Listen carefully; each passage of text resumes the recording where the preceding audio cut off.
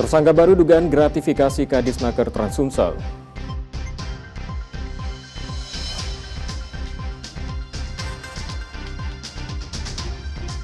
Kejati Sumsel tetapkan tersangka pembangunan infrastruktur di Banyuasin.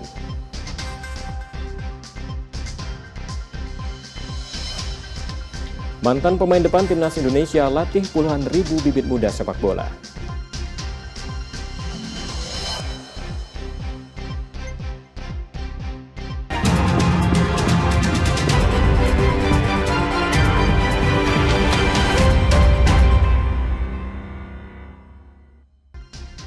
Selamat pagi saudara, apa kabar Anda hari ini? Seperti biasa kami akan membuka hari Anda dengan sejumlah informasi dari wilayah Sumatera Selatan dan daerah lain di Sumatera bagian selatan. Selain berita utama tadi, saudara kami masih memiliki informasi lainnya. Bersama saya Robiansyah, inilah Kompas membahas selengkapnya di Kompas TV, independen, terpercaya.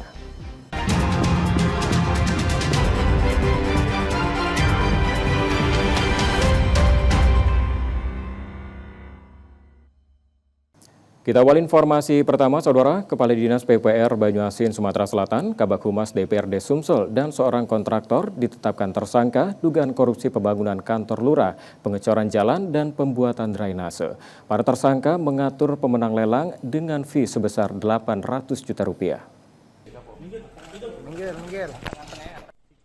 Kejaksaan Tinggi Sumatera Selatan menetapkan 3 orang tersangka kasus dugaan korupsi pembangunan kantor lurah, pengecoran jalan, dan pembuatan drainase di Kecamatan Talangkelapa, Banyuasin, Sumatera Selatan.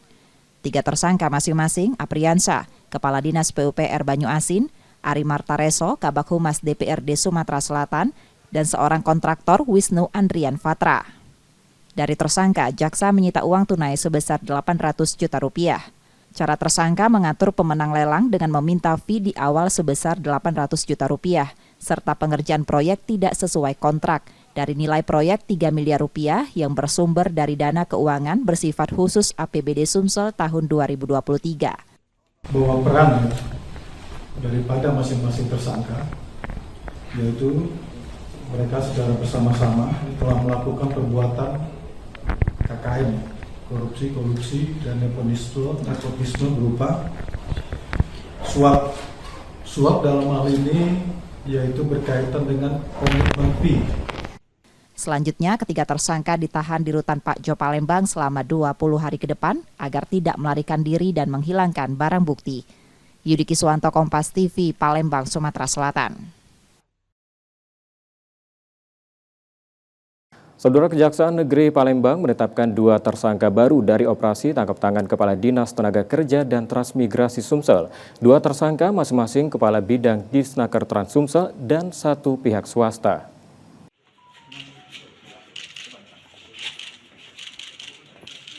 Firman Syaputra, Kepala Bidang Disnaker Trans-Sumsel, dan Harni Rayuni, perwakilan dari PJK3 PT DAK, ditetapkan sebagai tersangka baru dugaan pemerasan investor di Dinas Tenaga Kerja dan Transmigrasi Sumatera Selatan. 2 tersangka baru tersebut berdasarkan hasil pengembangan tersangka utama, Kepala Dinas Tenaga Kerja dan Transmigrasi Sumsel, Deliar Marzuki, dan staf pribadinya Alex Rahman. Menurut Kajari Sumsel, Firman Syaputra diduga berperan dalam memfasilitasi serta mengakomodir aliran dana hasil pemerasan. Sementara itu, tersangka Harni Rayuni diduga berperan sebagai pihak yang memberikan sejumlah uang hasil pemerasan investor dalam memperlancar proses perizinan keselamatan dan kesehatan kerja. 2 tersangka baru dalam korupsi pemerasan ataupun penerimaan gratifikasi dalam penerbitan surat perizinan keterangan layak K3 pada Dinas Tenaga Kerja dan Transmigrasi Provinsi Sumatera Selatan. Yang kami tetapkan itu atas nama tersangka FP selaku Kabid Dinas Tenaga Kerja dan Transmigrasi Provinsi Sumatera Selatan, dan HR PJK3 Pembinaan PT Dia Aneka Teknik. Penetapan ini berdasarkan fakta dan data serta hati nurani yang kita jadikan pertimbangan, di mana masing-masing komponen dalam perkara ini sudah kita jadikan tersangka. Perkembangan lain nanti kita lihat di dalam proses persidangan. Selanjutnya, 2 tersangka ditahan di Rutan Pak Jo Palembang untuk penyidikan lanjutan. Yudi Kiswanto, Kompas TV, Palembang, Sumatera Selatan.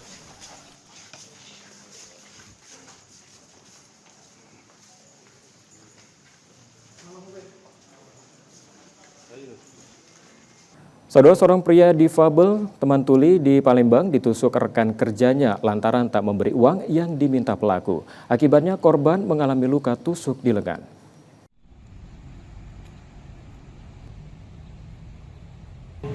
Seusai ditusuk rekan kerjanya, Herman, difabel teman tuli pencari barang bekas, melaporkan peristiwa yang menimpanya ke Polrestabes Palembang. Herman menerangkan awalnya pelaku meminta sejumlah uang hasil menjual barang bekas padanya di Jalan Sila Beranti, seberang U1 Palembang. Karena tidak memiliki uang, Herman tidak memberikannya dengan bahasa isyarat. Pelaku marah dan menganiaya Herman dengan senjata tajam yang membuat Herman luka lebam dan tusuk.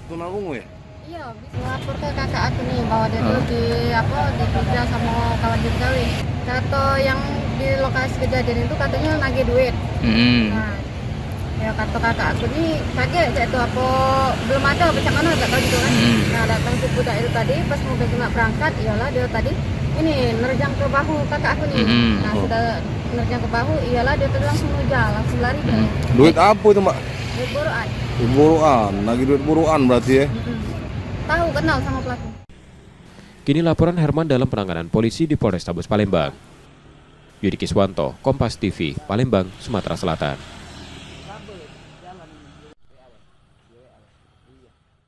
Usai jeda, saudara, kami masih akan kembali dengan sejumlah sorotan menarik lainnya. Tetaplah di Kompas Sumbasel.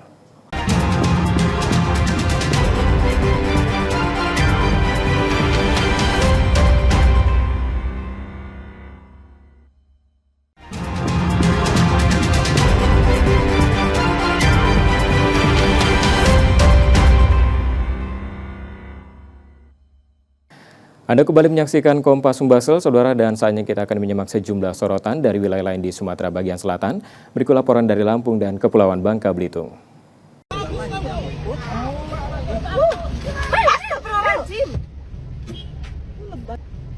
Polisi menetapkan pelaku penusukan terhadap petugas PO Damri sebagai tersangka dan kini sudah ditahan di Mapolresta Bandar Lampung. Sebelumnya, peristiwa ini sempat ramai di media sosial, di mana tersangka terlibat cekcok dengan petugas bus Damri yang saat itu sama-sama sedang mengantri bahan bakar minyak di SPBU Jalan ZA Pagar Alam, Bandar Lampung.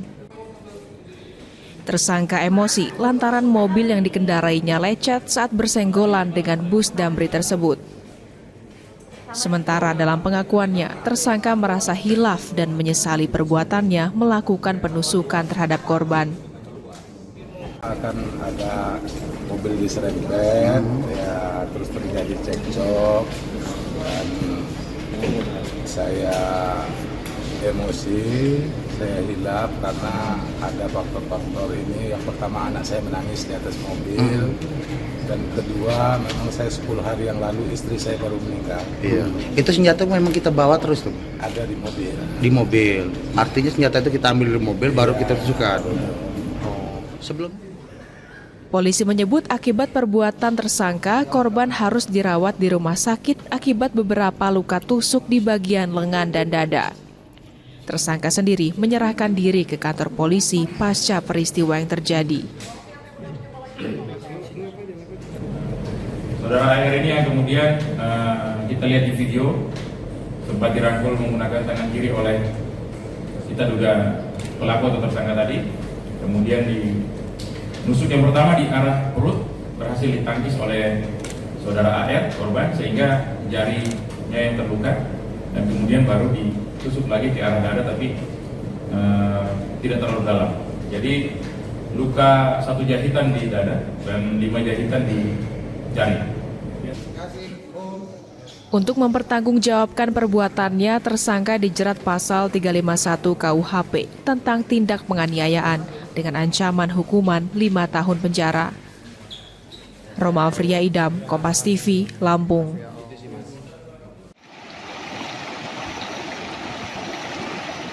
Tim SAR gabungan masih melakukan pencarian terhadap seorang anak berusia 2 tahun yang hilang di Sungai Umpu, Kampung Menanga, Kabupaten Waikanan, Lampung. Sementara sebelumnya, ibu korban berinisial S melaporkan ke polisi atas hilangnya sang anak saat sedang bermain ponsel genggam di rumah. Namun, setelah diselidiki polisi, terungkap korban hilang diduga sengaja dihanyutkan ibunya saat sedang dimandikan di sungai. Dari hasil penyelidikan dan pemeriksaan saksi-saksi, polisi menduga bahwa sang ibu mengalami gangguan kejiwaan. Hal ini dibuktikan dari keterangan seorang aparat kepala kampung. Yang ibu kandungnya mengatakan bahwa dia sedang menyuci di belakang, nyuci baju di belakang, sedangkan anak yang hilang ini main HP di ruang tamu, itu tidak benar. Itu hanya skenario dari ibunya. Dan untuk diketahui, menurut beberapa keterangan dari warga Kampung Menanga Siama, dan ada surat keterangan juga dari kepala kampung dan puskes, untuk ibu korban ini ternyata dalam gangguan kejiwaan. Dan pada hari ini juga kita merujuk ibu korban ini untuk ke Rumah Sakit Bayangkara untuk dilakukan pengecekan kejiwaan. Saat ini tim SAR gabungan masih melakukan pencarian terhadap korban balita berusia 2 tahun dengan menyisiri Sungai Kampung Menanga, Kabupaten Waikanan, Lampung. Sementara sang ibu terduga pelaku akan menjalani pemeriksaan kejiwaan. Tim Liputan Kompas TV, Lampung.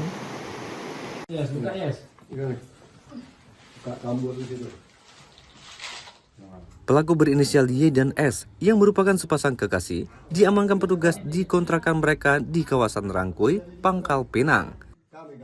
Penangkapan ini dilakukan setelah petugas mendapat informasi mengenai aktivitas mencurigakan yang dilakukan keduanya. Dalam penggeledahan, petugas menemukan sebanyak 10 gram narkotika jenis sabu yang terdiri dari 35 paket kecil siap edar. Dari penyidikan sementara, kedua pelaku memulai aksinya sejak Januari lalu. Polisi pun kini tengah mengejar pelaku lain yang masuk ke dalam daftar pencarian orang atau DPO. Kita ada melakukan penangkapan terhadap pasangan kekasih, ya, saudara Y dan saudara S. Ini merupakan pasangan kekasih yang memang saling melakukan pengedaran, ya. Yang perempuan ini tugasnya meletakkan, ya, barang-barang yang telah dipesan melalui saudara S. Nah, kemudian pembayaran ini melalui saudara S. Jadi konsumen-konsumen yang memesan sabu-sabu ini menghubungi saudara S, kemudian diracik secara bersama-sama, kemudian yang meletakkannya di posisi-posisi yang telah ditentukan kepada konsumen ini diletakkan oleh saudara Y. Barang bukti yang kita temukan adalah paket-paket yang telah diracik sebanyak 35 paket dengan berat hampir 10 gram. Saat ini, kedua pelaku telah ditahan di Mapolresta Pangkal Pinang untuk menjalani proses selanjutnya. Akibat perbuatannya, kedua pelaku dijerat Undang-Undang Narkotika Pasal 14 Ayat 1 dengan ancaman hukuman 5-20 tahun kurungan penjara. Nanda Ardiansah, Kompas TV, Pangkal Pinang, Kepulauan Bangka Belitung.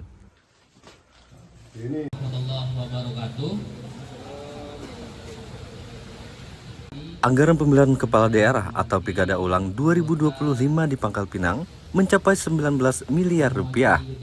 Anggaran tersebut akan digunakan untuk mendanai semua tahapan Pilkada 2025 dan untuk memfasilitasi hingga 7 pasangan calon yang akan bertarung dalam pemilihan wali kota dan wakil wali kota mendatang. Keputusan ini diambil setelah adanya pencermatan menyeluruh bersama pihak-pihak terkait, memastikan bahwa semua aspek pelaksanaan pilkada dapat berjalan dengan lancar. 19M itu untuk tahapan yang normal ketika ad hoc-nya ada rekrutan ulang, ketika ada coklit dan rekrutmen pantarli. Kemudian untuk 19M itu juga untuk 7 pasangan calon. Nanti jika memang surat keputusan dari KPU RI bahwa ad hoc-nya diangkat atau dievaluasi saja, kemudian pemungutan data pemilih ini berdasarkan data yang masuk dari dari Dukcapil atau dicoklit oleh PPS, itu kan berarti lebih ramping lagi anggaran kita, jadi nggak sampai 19. Apalagi misalnya nanti pesertanya nggak sampai 7 peserta kan, nanti mungkin lebih irit karena. Sebelumnya, KPU Pangkal Pinang telah menggelar rapat pleno untuk menetapkan wali kota dan wakil wali kota Pangkal Pinang tahun 2025. Penetapan ini dilakukan setelah hasil sebelumnya menunjukkan bahwa kolom kosong dinyatakan menang atas pasangan tunggal dalam Pilkada serentak 2024 lalu. Selanjutnya, berdasarkan peraturan yang disusun oleh KPU RI, pemilihan ulang wali kota dan wakil wali kota di Pangkal Pinang akan digelar pada 27 Agustus mendatang. Nanda Ardiansah, Kompas TV, Pangkal Pinang, Kepulauan Bangka Belitung. Demikian tadi saudara informasi dari Lampung dan Kepulauan Bangka Belitung, dan saja kami masih akan kembali dengan sejumlah sorotan menarik lainnya. Tetaplah bersama kami di Kompas Sumbasel.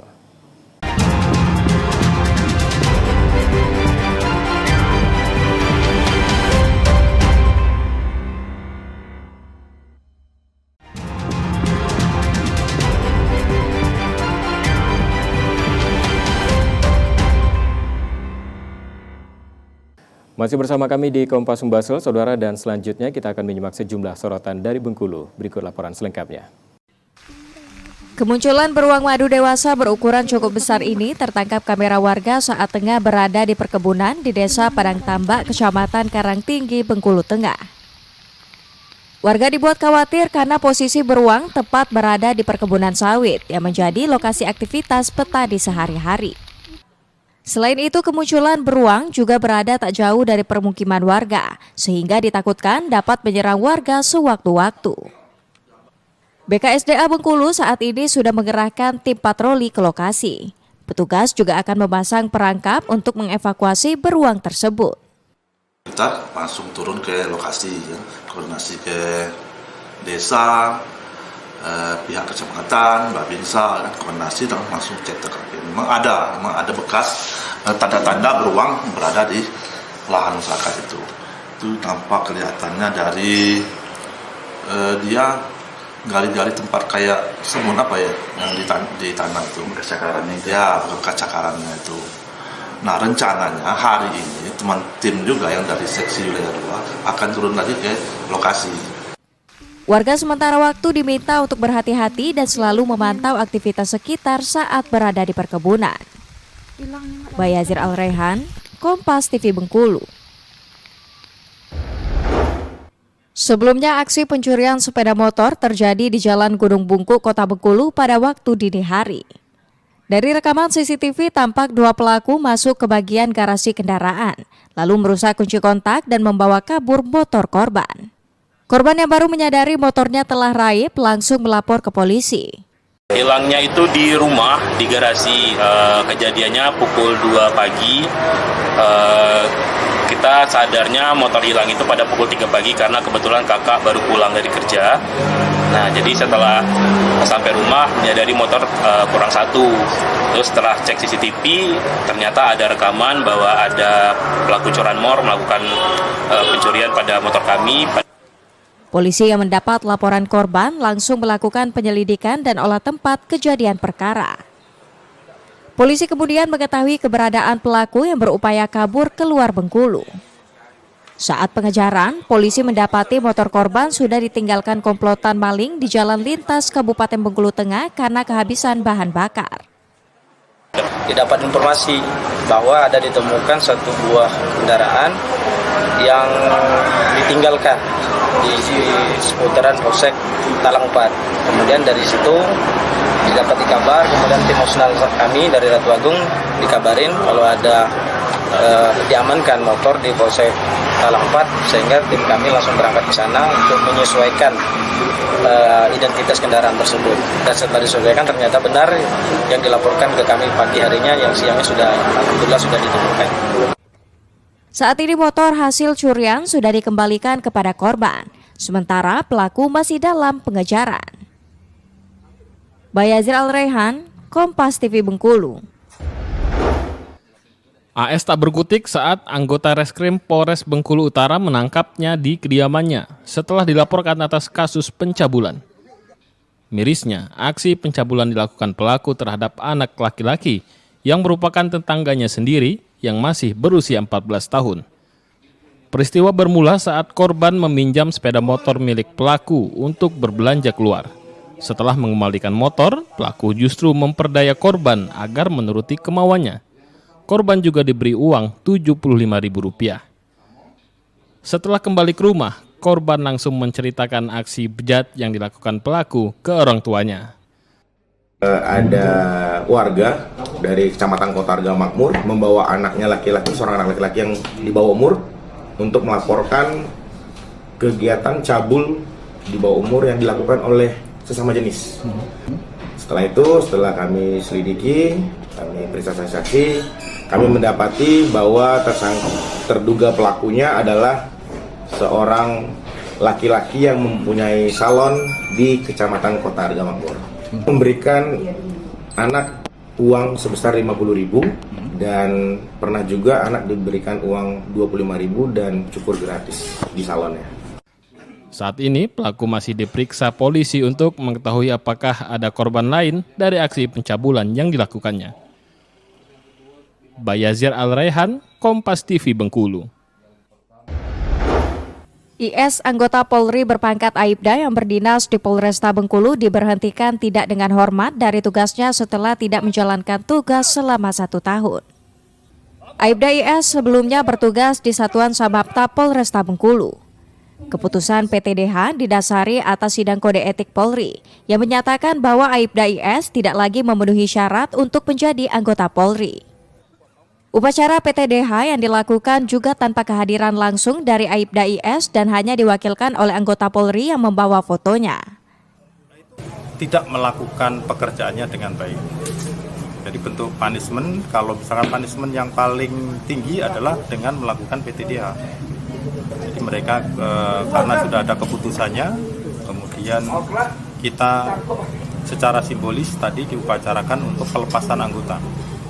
Karena mereka sudah tidak masuk kerja hampir 1 tahun, kemudian kita sidangkan, kemudian turun keputusan PTDH dari Bapak Kapolda, kita upacarkan.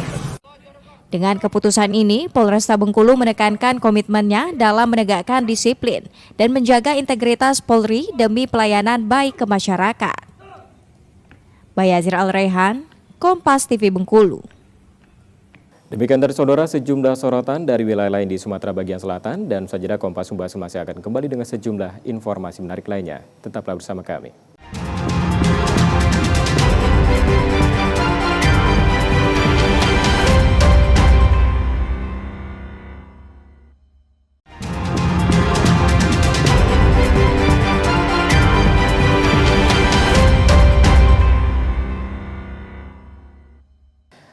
Terima kasih Anda kembali menyaksikan Kompas Membahas. Saudara, pemerintah Kota Palembang memberikan aturan pengunjung yang akan berwisata ke Tower Jembatan Ampera Palembang. Aturan khusus tersebut terkait dengan usia pengunjung.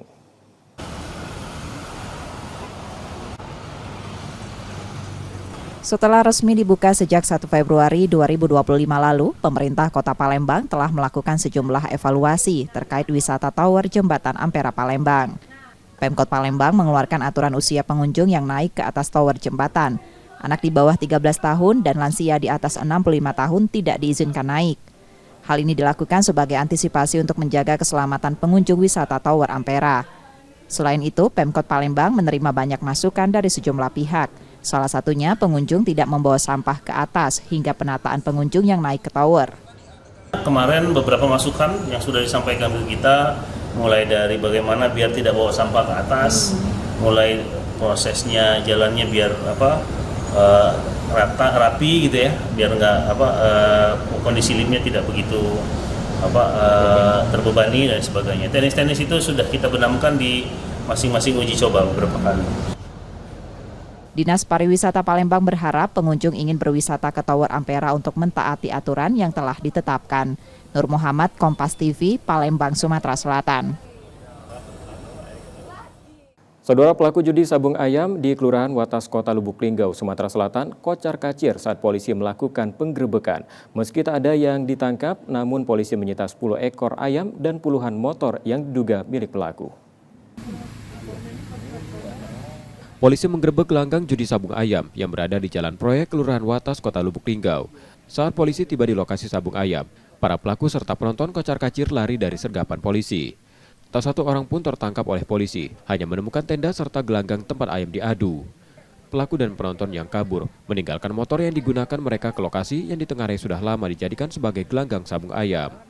Dalam penggerebekan ini polisi menyita 48 motor, 1 mobil serta 10 ekor ayam aduan yang ditinggalkan para pelaku. Nantinya sepeda motor ini akan diidentifikasikan siapa pemiliknya untuk melacak keberadaan pelaku. Pelaku pada saat kejadian itu langsung kabur, ditinggalkanlah kendaraan ini. Kemudian ada beberapa ayam juga yang kita amankan, ada 10. Jadi sementara ini masih proses lidik. Jadi kendaraan-kendaraan ini kita amankan sambil kita proses pendataan siapa-siapa yang terlibat. Judi sabung ayam dianggap meresahkan karena berada di dekat pemukiman warga. Polisi menghimbau para pelaku yang kabur saat penggerebekan dapat menyerahkan diri. Reski Oktora, Muklas Diferensial, Kompas TV, Palembang, Sumatera Selatan. Saudara, efisiensi anggaran yang diterapkan pemerintah untuk menekan pengeluaran APBN dan APBD dirasakan sektor perhotelan di Palembang. PHRI Sumatera Selatan mencatat efisiensi di manajemen hotel perlu dilakukan mencegah pemutusan kerja karyawan.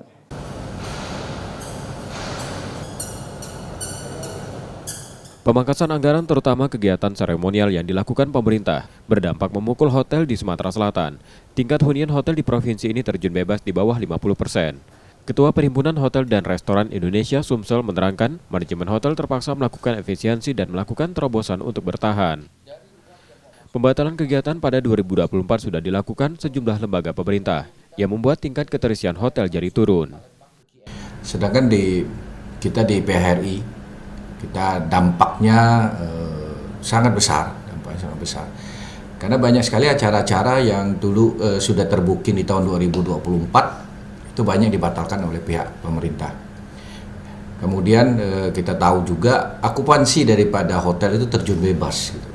Di bawah 50%, sekarang kan sekitar 30-an sampai 40% aja. Jadi harapannya adalah hanya dari tamu-tamu lokal yang swasta dan mereka yang mungkin wisata aja. Hotel di Palembang tingkat keterisiannya sudah turun jika dibanding tahun sebelumnya di bulan yang sama.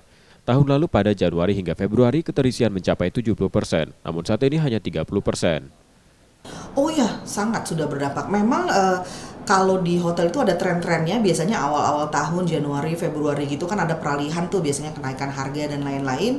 Nah cuman ini sih agak drop jauh ya dari yang biasa-biasanya patternnya. Harapan semoga cepat membaik ya Mas ya, dunia perhotelan, kemudian juga ada harapan bagi kita semua lah ya untuk dari Pak Presiden keputusannya. Kalau melihat daripada track record yang terjadi untuk pengurangan karyawan dan lain-lain mungkin sejauh ini belum, karena secara bisnis kami masih cukup baik dari segi revenue. Belum tahu kalau misalnya kedepannya akan menggerus dari segi revenue, paling dari segi manajemen akan mengambil kemungkinan kecil akan mengambil tindakan yang dimaksud. Efisiensi anggaran yang sudah memukul hotel di Palembang membuat manajemen melakukan sejumlah pemangkasan untuk beberapa kegiatan agar dapat menekan pengeluaran dan mempertahankan pendapatan. Muhammad Reza Palevi, Kompas TV, Palembang, Sumatera Selatan.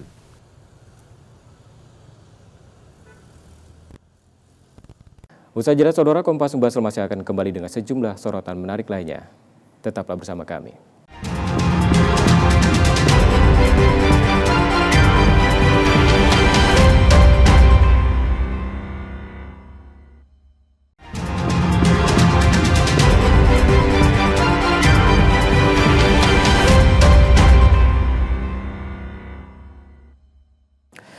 Anda kembali menyaksikan Kompas Sumbaksel.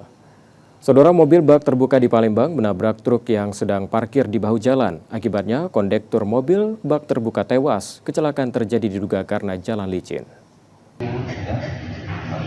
Setiba di kamar jenazah Rumah Sakit Bari Palembang, keluarga korban kecelakaan lalu lintas tak kuasa menahan tangis duka setelah melihat kondektur mobil bak terbuka ini tewas dengan kondisi luka serius. Kanit Gakum Satlantas Polrestabes Palembang menerangkan, kecelakaan berawal saat korban bersama temannya mengendarai mobil bak terbuka menuju arah Lampung. Saat di Jalan Sriwijaya Raya Kertapati, sopir mobil bak terbuka hilang konsentrasi dan menginjak rem, lalu tergelincir ke sisi kiri jalan yang licin hingga menabrak truk parkir di bahu jalan. Korban tewas yang berada di sebelah sopir pun tewas dengan luka serius di kepala. Karena mobil truk Fuso yang sedang berhenti ditabrak oleh mobil Traga. Setelah kejadian, supir maupun kendaraan Fuso tersebut melarikan diri. Sopir truk yang ditabrak tak diketahui yang diduga melarikan diri. Yudi Kiswanto, Kompas TV, Palembang, Sumatera Selatan. Kita ke informasi olahraga, saudara. Setelah babak penyisihan grup, 6 klub lolos ke 6 besar Liga 4 Sumsel. Tim ini akan kembali berlaga dalam 1 grup dan 2 klub teratas akan melaju ke final.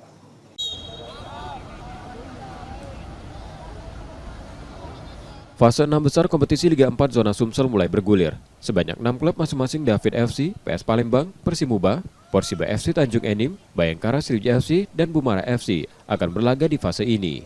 Masing-masing tim akan bertemu dan 2 klub teratas menjadi finalis. Saat babak penentuan itu, 2 tim teratas akan menjalani 2 kali pertandingan. Asosiasi Provinsi PSSI Sumatera Selatan menerangkan 6 tim tersebut merupakan klub terbaik. Hal ini menunjukkan kekuatan sepak bola di Sumsel sudah hampir merata. Peta persaingan di fase 6 besar diperkirakan juga akan ketat. Di dalam sistemnya ini akan mencari poin saja, ya. Mencari poin dari 6 kesebelasan ini. Nanti siapa yang tertinggi dan nilai dia ranking pertama dan kedua itu yang nanti akan masuk final di tanggal 26 itu. Sudah cukup ketat. Di 6 ini pemain-pemain terbaik dan mudah-mudahan nanti di ranking 1-2 adalah memang yang paling baik nanti menuju ke final. Asprof PSSI Sumsel mengingatkan tim 6 Liga 4 Zona Sumsel tetap menjunjung sportivitas. Nur Muhammad, Kompas TV, Palembang, Sumatera Selatan. Usai jeda, saudara, kami masih akan hadirkan sejumlah informasi menarik lainnya. Tetaplah di Kompas Sumbaksel.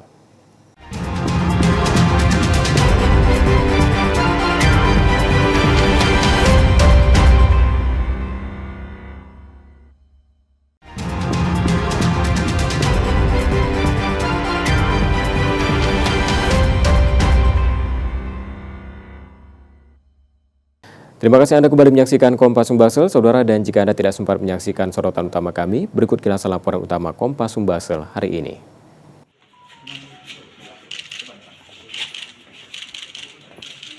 Firman Syaputra, Kepala Bidang Disnaker Trans Sumsel, dan Harni Rayuni, perwakilan dari PJK3 PT DAK, ditetapkan sebagai tersangka baru dugaan pemerasan investor di Dinas Tenaga Kerja dan Transmigrasi Sumatera Selatan. 2 tersangka baru tersebut berdasarkan hasil pengembangan tersangka utama, Kepala Dinas Tenaga Kerja dan Transmigrasi Sumsel, Deliar Marzuki, dan staf pribadinya, Alex Rahman. Menurut Kajari Sumsel, Firman Syaputra diduga berperan dalam memfasilitasi serta mengakomodir aliran dana hasil pemerasan. Sementara itu, tersangka Harni Rayuni diduga berperan sebagai pihak yang memberikan sejumlah uang hasil pemerasan investor dalam memperlancar proses perizinan keselamatan dan kesehatan kerja.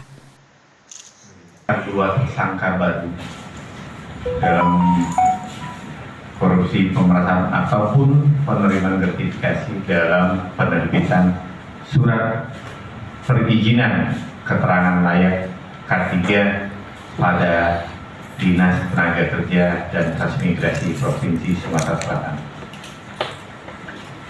Yang kami tetapkan itu atas nama tersangka FP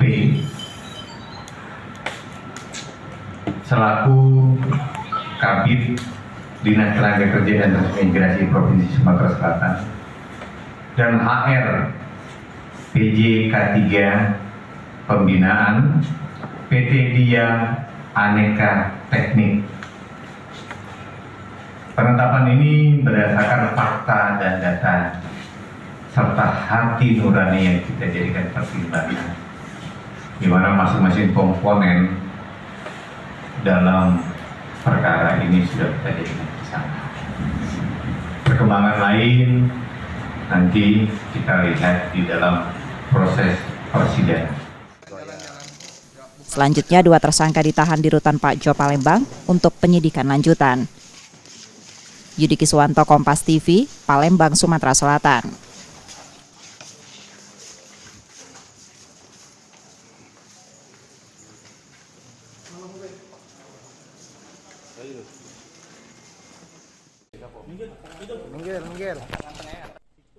Kejaksaan Tinggi Sumatera Selatan menetapkan 3 orang tersangka kasus dugaan korupsi pembangunan kantor lurah, pengecoran jalan, dan pembuatan drainase di Kecamatan Talang Kelapa, Banyuasin, Sumatera Selatan. 3 tersangka masing-masing Apriansa, Kepala Dinas PUPR Banyuasin, Ari Martareso, Kabak Humas DPRD Sumatera Selatan, dan seorang kontraktor Wisnu Andrian Fatra. Dari tersangka, jaksa menyita uang tunai sebesar 800 juta rupiah. Cara tersangka mengatur pemenang lelang dengan meminta fee di awal sebesar 800 juta rupiah, serta pengerjaan proyek tidak sesuai kontrak dari nilai proyek 3 miliar rupiah yang bersumber dari dana keuangan bersifat khusus APBD Sumsel tahun 2023. Bahwa peran daripada masing-masing tersangka, yaitu mereka secara bersama-sama telah melakukan perbuatan KKN, korupsi dan nepotisme berupa suap dalam hal ini yaitu berkaitan dengan komitmen fee. Selanjutnya, ketiga tersangka ditahan di Rutan Pak Jo Palembang selama 20 hari ke depan agar tidak melarikan diri dan menghilangkan barang bukti. Yudi Kiswanto, Kompas TV, Palembang, Sumatera Selatan. Informasi dari saudara sekaligus menjadi akhir dari Kompas Membahas hari ini. Tetap saksikan konten lokal Kompas TV setiap hari mulai pukul 4.30 hingga 7 pagi. Dan kembali kami ingatkan bagi Anda yang ingin berbagi informasi, kritik ataupun saran, dapat mengakses media sosial kami di @kompas.tv Palembang. Akhirnya saya Robiansa pamit, terima kasih dan tetap menyaksikan Kompas TV, independen, terpercaya. Sampai jumpa.